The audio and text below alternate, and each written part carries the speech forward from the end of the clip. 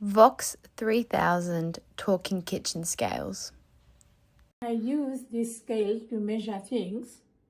Sometimes the items are big, so you remove the existing bowl and put another bowl before you start.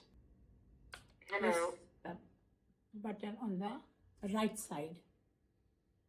It's ready.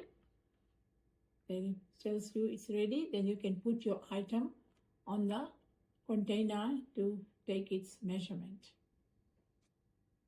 If you want to convert it to pounds and ounces, you have to press the button next to the extreme left one.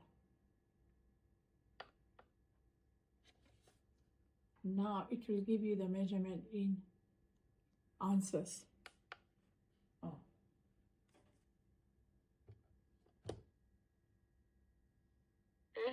8.9 ounces.